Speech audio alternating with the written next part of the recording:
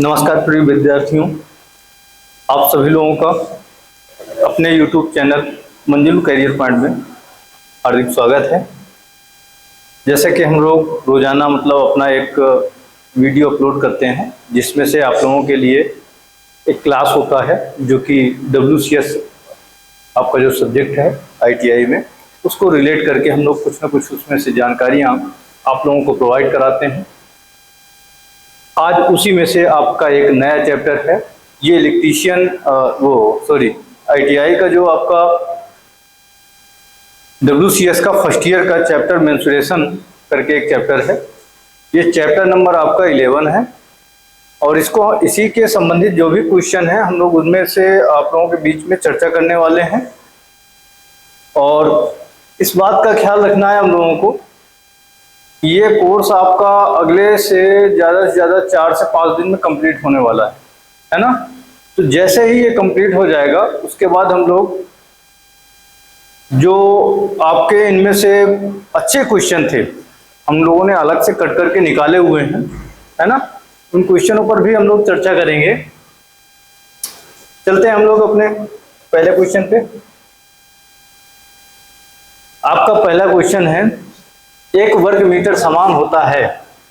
यहाँ पर जैसे कि पहला क्वेश्चन जो कहा जा रहा है, एक वर्ग मीटर कितने सेंटीमीटर या वर्ग सेंटीमीटर या मिलीमीटर किसके समान होगा, या वर्ग डेसीमीटर, है ना। तो पहली बात आप लोग सब देख ही पा रहे होंगे, यहाँ पर लिखा हुआ है वर्ग मीटर। क्या लिखा हुआ है? वर्ग मीटर, यानी कि हमारा कहीं ना कहीं पे क्षेत्रफल यूनिट है ये, है ना। स्क्वायर मीटर यानी कि हमारी क्षेत्रफल यूनिट है, इस वजह से जो भी हमारी यूनिट बनेगी वो भी स्क्वायर में बनेगी, है ना। और ये वर्ग मीटर में आ रही है, इसका मतलब है हमारा जो भी आंसर आएगा वो भी वर्ग में ही आएगा। और हम सभी को पता है एक वर्ग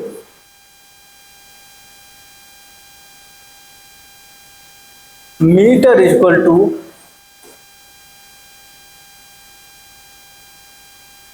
100 वर्ग सेंटीमीटर होता है। उसका कारण होता है एक मीटर इक्वल टू 100 सेंटीमीटर होता है ना। और जब एक वर्ग मीटर की बात आती है तो 2 बार मीटर हो गया, तो 2 बार हमको सेंटीमीटर का मल्टीप्लाई भी करना पड़ेगा, है ना। इस वजह से यहाँ पर जो आंसर दिए जा रहे हैं वो 100 के उपलक्ष्य में दिए जा रहे हैं, तो आपका 100 वैल्यू तो आने वाला सेंटीमीटर में रहा नहीं। अब अगला देखते हैं मिलीमीटर में।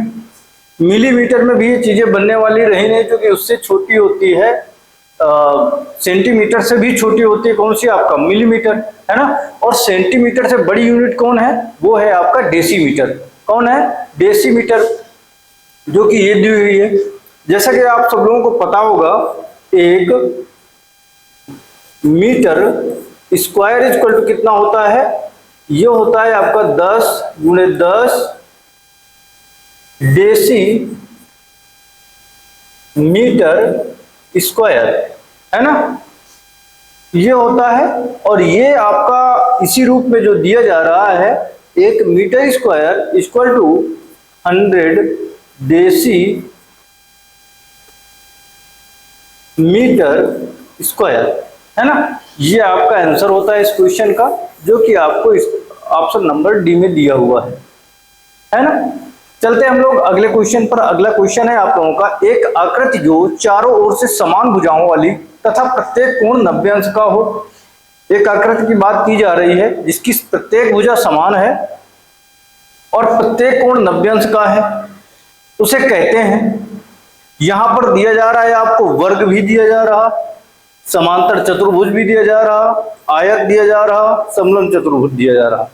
आप जानते हैं आयत में क्या होता है कि आयत के सम्मुख भुजाएं क्या होती हैं आपस में से, आयत की सम्मुख भुजाएं बराबर होती हैं। जबकि यहां पर कहा जा रहा है एक आकृति के चारों ओर से समान भुजाओं वाली, यानी कि सभी भुजाएं कैसी हैं, बराबर हैं आपकी, तो आयत नहीं हो सकता है, क्योंकि आयत की सम्मुख भुजाएं बराबर होती हैं, ठीक है ना, या विपरीत भुजाएं बराबर होती हैं, आमने सामने की भुजाएं बराबर होती हैं। अगले ऑप्शन पे चलते हैं। अगला ऑप्शन दिया जा रहा है समांतर चतुर्भुज। समांतर चतुर्भुज की बात की जा रही है, तो समांतर चतुर्भुज में वही चीजें आ जाएंगी, उसमें भी आमने सामने की भुजाएं बराबर होंगी, आयत में भी यही चीजें होती हैं। और समांतर चतुर्भुज में क्या होता है, सम्मुख कोण भी बराबर होते हैं। ठीक है, अगले उसमें चलते हैं। अगला ऑप्शन है आपका समलंब चतुर्भुज। ठीक है ना, समलंब चतुर्भुज जो होता है, इसकी दो भुजाएं जो कि आपके समांतर भुजाएं होती हैं, और बाकी दो भुजाएं ये कुछ इस प्रकार से बनता है ना। ये दोनों भुजाएं जो होती हैं, ये दोनों आपस में एक दूसरे के समांतर होती हैं, है ना। ये आपका समलंब चतुर्भुज के रूप में बनता है। इसके बाद बात आती है वर्ग की, है ना। वर्ग में पहला ही जो बात ये कह रहा कि चारों भुजाएं क्या है, समान है, यानी कि बराबर है, और प्रत्येक कोण 90 अंश का है। यह बात पूर्ण रूप से किसमें लागू हो रही है, ऑप्शन नंबर डी, यानी कि वर्ग में। ठीक है ना, चलते हैं अगले क्वेश्चन पर। आपका अगला क्वेश्चन है, वृत्त के चाप व अन्य अंत बिंदुओं को मिलाने वाली रेखाएं बनने वाली आकृति को क्या कहते हैं। वृत्त के चाप व अंत बिंदुओं को मिलाने वाली रेखा को क्या कहते हैं। लघु वृत्त कहते हैं, सीधी वृत्त कहते हैं, त्रिज्य खंड कहते हैं, खंड कहते हैं, है ना। तो सीधी रेखाओं को जब मिलाया जाता है, एक चाप है आपका, है ना, ये मान लो आपका कोई चाप रहा, है ना, और इस चाप को सीधी रेखाओं से, है ना, अंत बिंदुओं से और सीधी रेखाओं से मिलाने वाली रेखा को क्या कहा जाएगा, बनाने वाली जो आकृति होगी इसे लघु वृत्त खंड कहेंगे, सीधी वृत्त कहेंगे, त्रिज्य खंड कहेंगे, खंड कहेंगे। इसे आप कहते हैं त्रिज्य खंड। क्या कहते हैं, त्रिज्य खंड कहते हैं। ऑप्शन नंबर सी इसका राइट आंसर होता है। अगले क्वेश्चन पर चलते हैं हम लोग। आयत का परिमाप 400 मीटर है ना। भुजाओं का अनुपात 7:3 है। क्षेत्रफल ज्ञात करो। अब यहां पर आपको दिया गया है जो भुजाओं का अनुपात है वो 7:3 है ना। और यहां से हम लोग एक चीज निकाल पा रहे हैं, एक भुजा 7x है तो दूसरी भुजा 3x है ना। और भुजाओं का परिमाप यानी कि इन दोनों भुजाओं का योग कर दो और इनटू में 2 कर दो।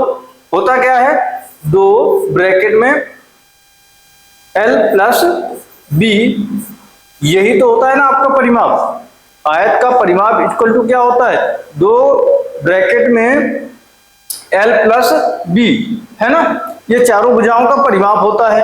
इक्वल टू कितना दिया गया है आपको, ये दिया गया है 400 मीटर। ठीक है, अब यहां पर हम लोग जैसे ये वैल्यू पुट करते हैं तो 7 3 10, 10x इंटू 2 यानी कि 20x आ जाएगा। 20x इक्वल टू कितना हो जाएगा, ये हो जाएगा 400। तो x इक्वल टू कितना हो जाएगा, तो 20 का हम 400 में डिवाइड करेंगे तो x बराबर आ जाएगा 20, है ना। अतः यहां से हमें 20 का x का वैल्यू 20 आया। तो अब हमें अगर कोई कहे कि इसका क्षेत्रफल निकालो, यानी कि एक भुजा हमारी कितनी हो गई, 7 गुना 14 70 गुणे 7 गुणे 20 इक्वल टू हो गई 140, और दूसरी भुजा हो गई हमारी 3 गुणे 20 इक्वल टू कितना 60, है ना। तो हमारी दोनों भुजाएं निकल के आ गई। अब इन दोनों भुजाओं को जब निकल आती हैं तो जो आपका एरिया का फार्मूला होता है वो होता है लंबाई गुणे चौड़ाई, है ना। ये आप जब रखेंगे इसमें से तो 140 इंटू 60, है ना, इक्वल टू जैसे ही आप इसको सॉल्व करेंगे तो 2 0 84 84 मीटर स्क्वायर, है ना। ये आपका आंसर किस में से दिया जा रहा है, ये दिया जा रहा है आपका ऑप्शन नंबर डी में, है ना, मीटर स्क्वायर। ठीक है, अगले क्वेश्चन पर हम लोग चलते हैं। आपका अगला क्वेश्चन है, एक आयताकार खेत में 5 मीटर चौड़े 2 रास्ते बने हुए हैं। रास्ते का क्षेत्रफल ज्ञात करो। एक आयताकार खेत का चित्र, लंबाई 200 मीटर, चौड़ाई 120 मीटर, रास्ते की चौड़ाई 5 मीटर है ना। एक आयताकार कोई खेत है आपका, मान लीजिए,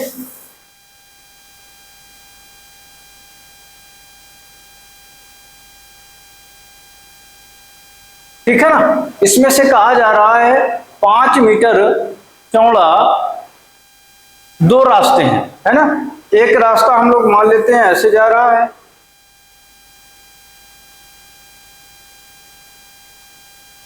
और एक रास्ता मान लेते हैं हमारा ये ऐसे आ रहा है ना।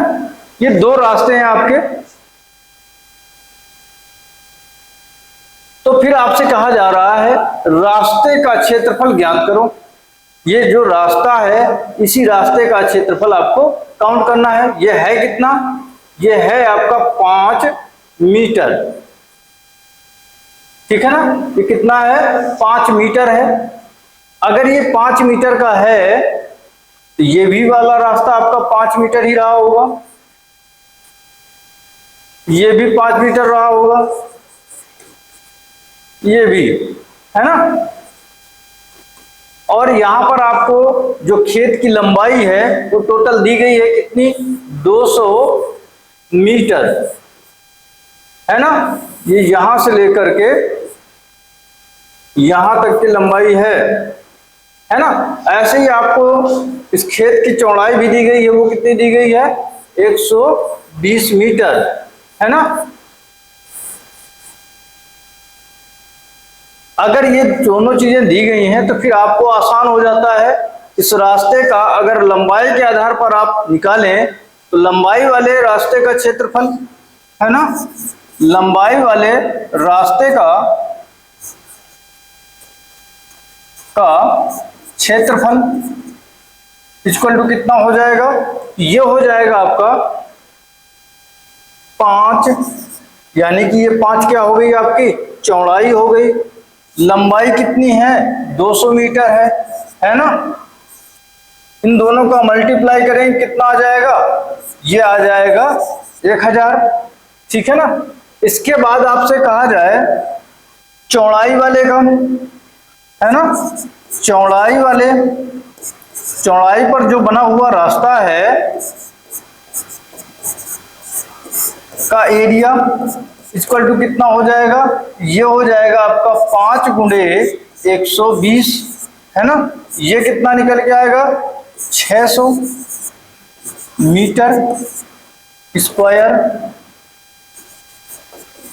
ठीक है ना।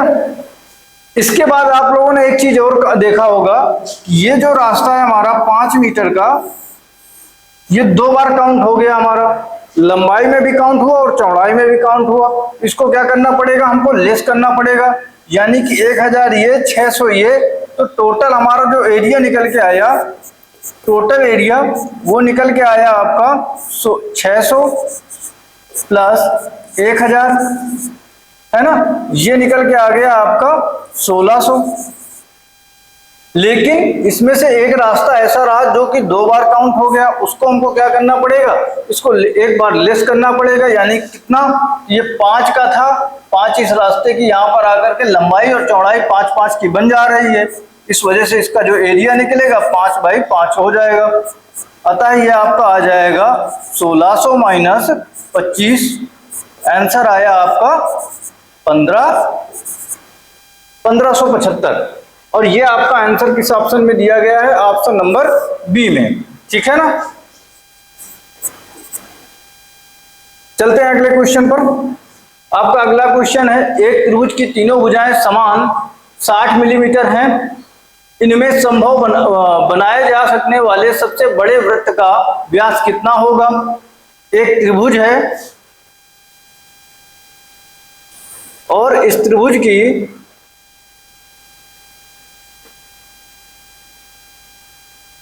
प्रत्येक भुजा कितनी है?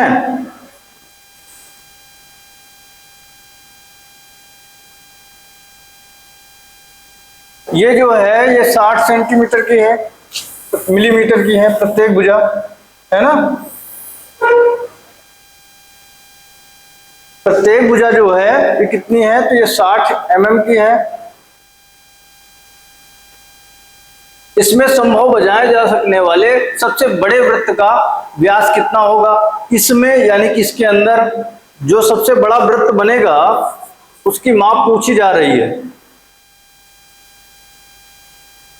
है ना। मान लो हमारा ये सबसे इसके अंदर बना हुआ सबसे बड़ा वृत्त है ना। अब इसका अगर कोई हमसे व्यास पूछे मानते हैं कि ये हमारी एक लंब पड़ा हुआ है, ठीक है ना, ये इसका केंद्र बिंदु है, ठीक है ना। इसमें संभव बनाए जा सकने वाले बड़े वृत्त का व्यास कितना होगा? इसमें से जो आपका ये जो पूरी भुजा होती है, यानी कि हमारी हाइट इक्वल टू जब निकाला जाता है, ये आपका जो फार्मूला बनता है उस फार्मूले के आधार पर देखा जाए, ये हमारा h इक्वल टू हो जाता है, h इक्वल टू हो जाता है 3r के।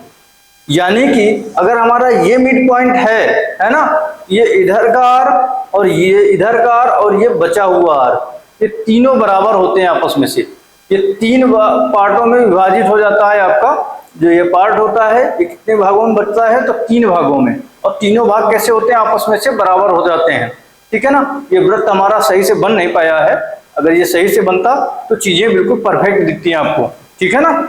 आप इसको समझ सकते हैं कि h इक्वल टू कितना हो जाएगा? 3r के हो जाएगा, है ना। और अगर ये 3r के है, यहाँ वाला हमारा हिस्सा कितना है? एक सिंगल r है, तो इसके अंदर जो बचा हुआ वृत्त के अंदर जो हमारा माप है वो कितनी रह जाएगी?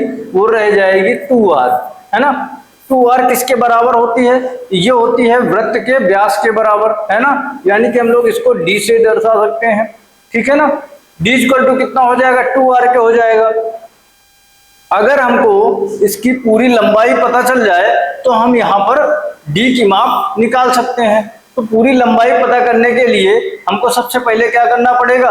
और ये तीनों भुजाएं आपस में से बराबर हैं, यहाँ से डाला गया लंब जो आधार वाली भुजा है उसको मिड में कट करेगा, यानी कि हमारी इस भुजा की माप कितनी हो जाएगी? ये 30 हो जाएगी और ये 60 हो जाएगी, है ना। और यहाँ पर अगर ये लंब के रूप में पड़ेगा तो ये कोण कितना हो जाएगा? 90 अंश का हो जाएगा, है ना। इस प्रकार करके हम लोग क्या कर सकते हैं? के स्क्वायर का फार्मूला के स्क्वायर बराबर हो जाएगा एल स्क्वायर प्लस ए स्क्वायर लगा करके इसमें से आप एच की मतलब लंब की माप निकाल सकते हैं। और लंब की माप निकालने के लिए आप जैसे यहाँ पर रखेंगे 60 का स्क्वायर बराबर यल का स्क्वायर प्लस 30 का स्क्वायर, ठीक है ना। तो 30 यानी कि 900 और ये 6 3600, है ना, बराबर यल स्क्वायर प्लस 900, है ना। 900 इधर आएगा, इसमें से लेस हो जाएगा। 3600 में जैसे ही 9 को लेस करेंगे तो कितना बचेगा आपका? तो सबसे पहले देखते हैं, तो 600 जाएंगे, फिर इसके बाद 300 और लेस हो जाएगा, है ना। 300 लेस करेंगे तो हमारे पास बचेगा कितना? 2700, है ना। यल स्क्वायर इक्वल टू आ गया आपका 2700। तो यल बराबर कितना आ जाएगा? यल बराबर आ जाएगा 27 का जब रूट लेंगे तो 27 में से 2 बार तो 3 बाहर आ जाएगा, यानी कि 30 रूट 3। ये आपकी माप आ जाएगी किसकी? ये जो भुजा है हमारी, है ना, हाइट की, ये टोटल हाइट हो गई हमारी 30 रूट 3, है ना। अब यहां से अगर हमको कोई कहे h बराबर कितना हो गया, तो 30 रूट 3 हो गया। अब यहां से अगर हम d यानी कि केवल r की भी वैल्यू निकाल सकते हैं और d की यानी कि पूरी व्यास की वैल्यू भी निकाल सकते हैं। तो d बराबर क्या हो जाएगा आपका? d बराबर हो जाएगा, जैसे ही हमने r की वैल्यू निकाली तो r बराबर कितना आया था? 3r इक्वल टू था 30 रूट 3, तो r बराबर आया था 10 रूट 3, है ना। और d बराबर हमारा 2r होता है, तो यहाँ पर d बराबर आ जाएगा 2 गुणे 10 रूट 3, है ना। तो d बराबर कितना आ जाएगा? 20 रूट 3। ये ऑप्शन नंबर 19 के लगभग जा रहा है ना, 19.32, ठीक है ना। या इसका वैल्यू पुट कर लो आप लोग, ये लगभग आएगा आपका d इक्वल टू 20 गुणे 1.732, है ना। और 20 का जैसे मल्टीप्लाई करेंगे तो हम लोगों को क्या मिलेगा?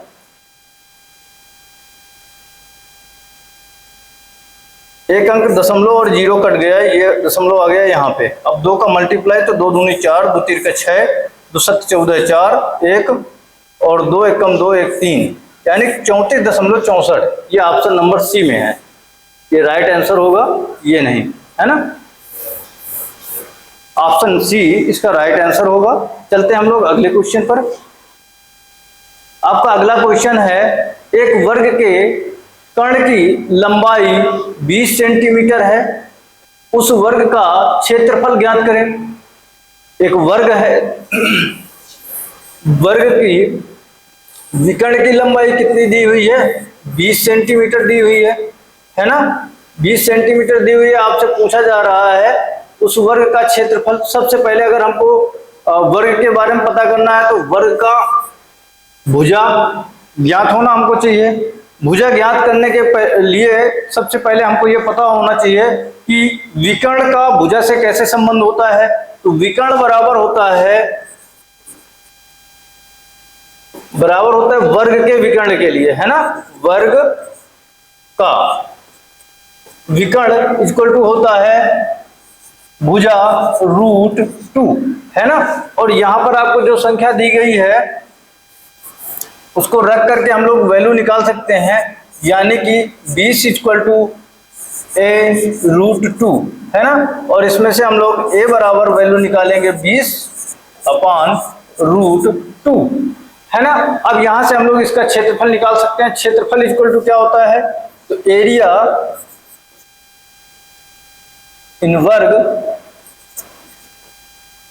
का क्षेत्रफल इक्वल टू कितना हो जाएगा, है ना। तो वर्ग का क्षेत्रफल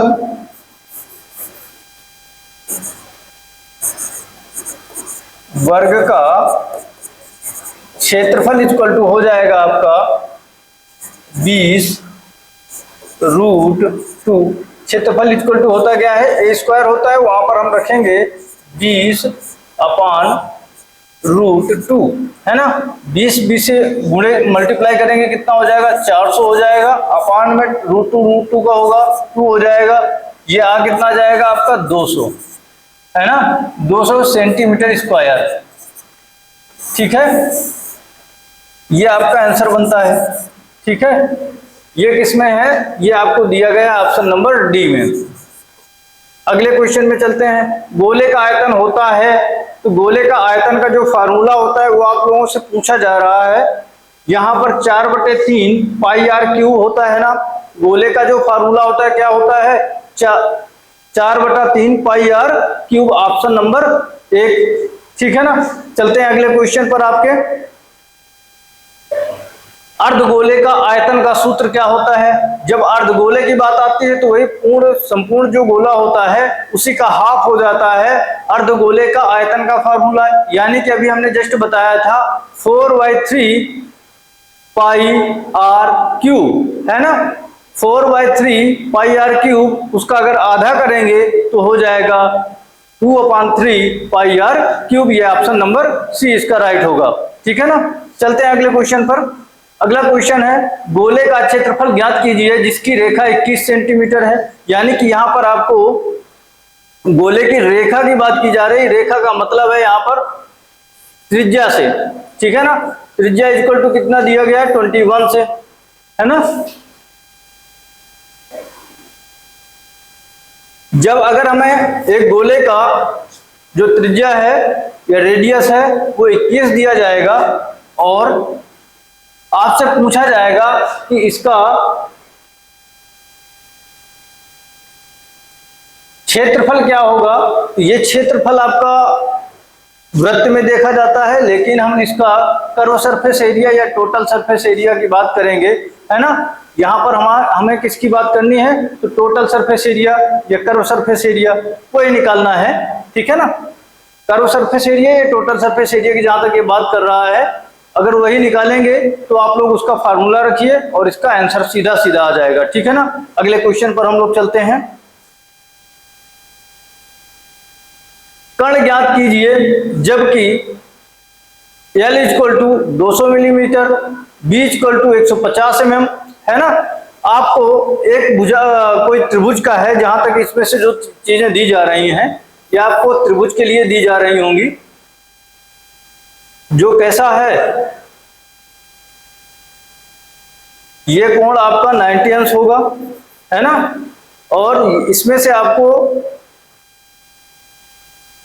लंब दिया हुआ है, ये कितना है 200 में, और ये है आपका 150 mm। ये बराबर आपका यानी कि कर्ण इक्वल टू क्वेश्चन मार्क है ना। तो आपका फार्मूला होता है कर्ण स्क्वायर इक्वल टू लंब का स्क्वायर प्लस आधार का स्क्वायर, है ना। इसमें से वैल्यू आप लोग पुट करेंगे और आंसर आपका सीधे सीधे आएगा। और अगर आप करेंगे भी ना तो इसमें से क्या होगा, लंब का स्क्वायर यानी कि 200 का स्क्वायर, 2 दूना 400 प्लस 150, 15 15 हम 225, है ना, और 2 जीरो।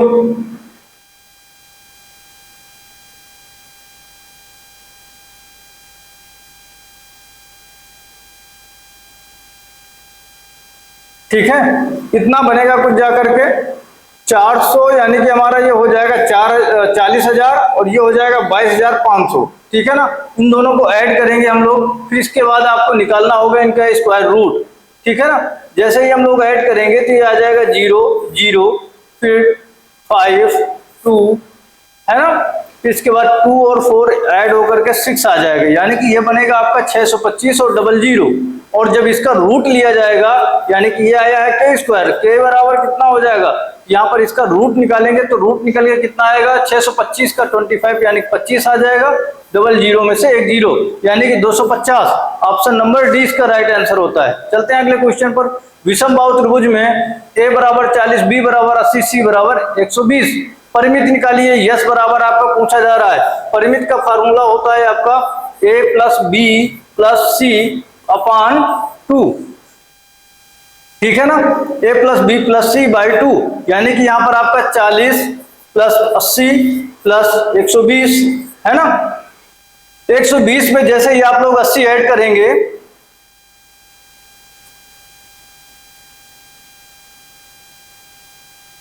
एक 120 में 80, 200, 200 प्लस 40 यानी कि 240 हो गया, है ना। यस इक्वल टू कितना आ गया, ये हमारा हो गया 240। और जैसे ही हम लोग 240 आया तो अपान में 2 होगा, अपान में 2 होगा, ये कितना आ जाएगा 120, है ना। ये आपका परिमिति आएगा 120, ऑप्शन नंबर सी।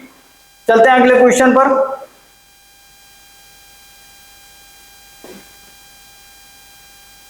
बेलनाकार ठोस का व्यास d इक्वल टू 62 mm है और हाइट कितना है 140 mm है। तो आपको क्या निकालना है, वक्र प्रश्न निकालना है। वक्र प्रश्न का फार्मूला क्या होता है आपका, ये होता है आपका बेलन का वक्र पृष्ठ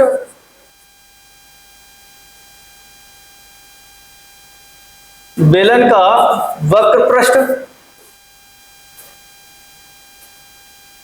इक्वल टू क्वेश्चन मार्क है यहां पर, है ना, पूछा जा रहा है हमसे। इसका फार्मूला होता है आपका, क्या होता है, ये होता है 2 पाई आर एच, है ना।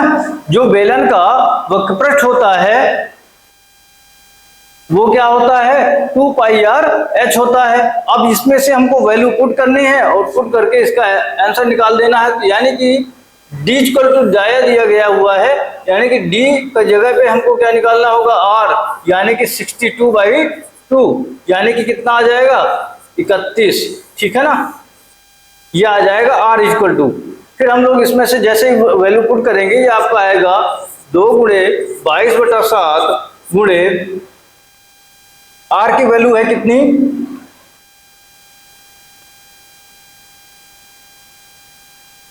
ये आ जाएगी आपकी r की वैल्यू 31 इंटू एच की वैल्यू है आपकी कितनी 140।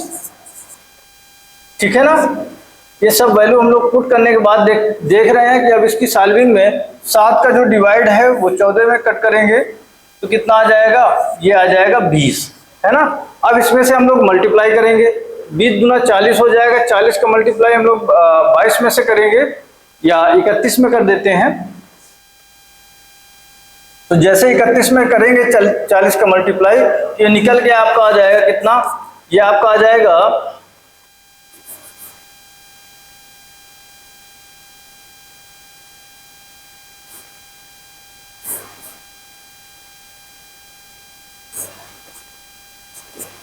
ये है, ये हो गया आपका 40 गुणे 22 गुणे 31, है ना। फिर इसके बाद हम इसको मल्टीप्लाई करके लिखेंगे तो ये हो जाएगा 22 चौको 88 और 0, है ना। फिर इसके बाद मल्टीप्लाई 31, है ना। फिर इसके बाद हम लोग 31 का मल्टीप्लाई करेंगे तो सबसे पहले देख पा रहे होंगे आप लोग 3 का 2 20 2 26, है ना। ये आ जाएगा 0 8 8 4 12 2 8 से लगा 1 6 1 7 और 2 27,280 255 256 2,72,256 27,522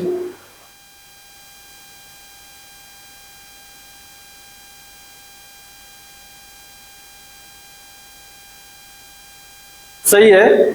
और ये हमारा 27,280 आ रहा है ना। अगर 80 आता है तो इसके लिए हमारा जो नियर बाई आंसर होगा वो होगा हमारा आंसर नंबर ए, ठीक है ना। चलते हैं अगले क्वेश्चन पर। अगला है, उस वृत्त का क्षेत्रफल ज्ञात कीजिए जिसकी परिधि 66 सेंटीमीटर है। यानी कि कोई एक वृत्त है जिसकी परिधि कितनी है, ये परिधि की वैल्यू दी जा रही है, कितनी है, ये है 66 सेंटीमीटर, ठीक है ना। यानी कि परिधि का फार्मूला क्या होता है, ये होता है आपका 2 पाई आर, है ना। जब 2 पाई आर की वैल्यू कितनी दी जा रही है, वो दी जा रही है 66 सेंटीमीटर, है ना।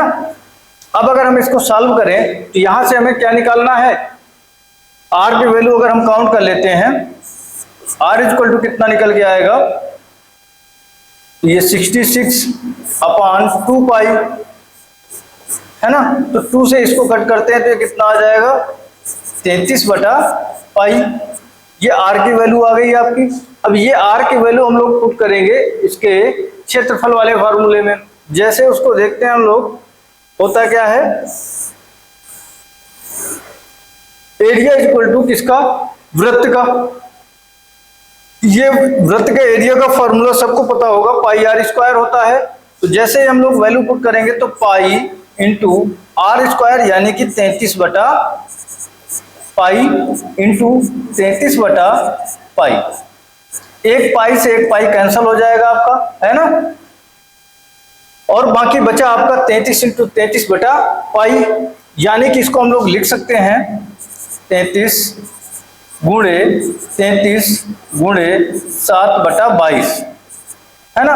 22 में से हम लोग देख पा रहे हैं, अगर 11 दूनी 22 करें, 11 33, है ना। अब 2 से तो कटने वाला रहा नहीं कोई, 0.5 आने वाला है, 0.5 है ऑप्शन में से केवल 2 आंसर में। अब इन्हीं दोनों में से चेक कर लेते हैं हम लोग। 7 त्रिक 21, 21 का आधा कर लेते हैं,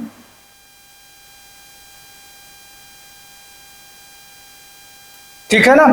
7 त्रिक 21, 21 का आधा 11 को 10.5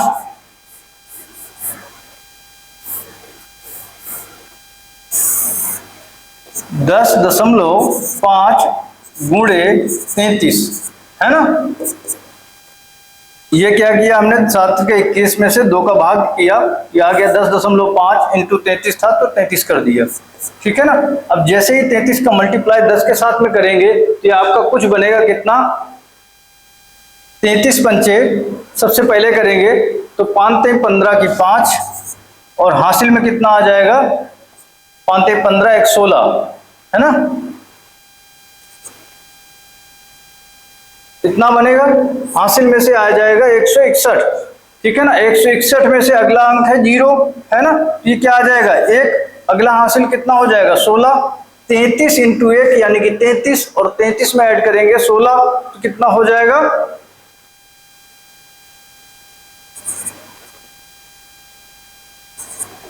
165 आया था, 165 की 5 और ये बचा था 16, 16 का अगला अंक आ गया था 6, है ना। 6 बचा था हासिल में हमारे पास केवल 1, 33 से कम 33 1 34, है ना, 0.5। तो 346.5 आपका आंसर किस में आ रहा है, ऑप्शन नंबर बी में, है ना। इस क्वेश्चन का भी आंसर कौन सा हुआ, ऑप्शन नंबर बी इसका राइट होता है। कितना, 346.5 सेंटीमीटर स्क्वायर, ये हमारे वृत्त का क्षेत्रफल आता है। चलते हैं अपने अगले क्वेश्चन पर। और ये पीडीएफ आप लोगों की जो क्वेश्चन की थी कंप्लीट होती है ना। मिलते हैं हम लोग अगले टॉपिक पे अपने फिलहाल के लिए। और ये जो हमारे क्वेश्चन थे, इन क्वेश्चनों का अगर आप लोग पीडीएफ देखना चाहते हैं या क्वेश्चनों की सॉल्विंग फिर से देखना चाहते हैं कभी, या इनको सॉल्व करना चाहते हैं, उसके लिए ये क्यूआर कोड है। इस क्यूआर कोड को आप लोग स्कैन करिए और ये सभी पूरे क्वेश्चनों की पीडीएफ आपको मिल जाएगी, है ना। Thank you.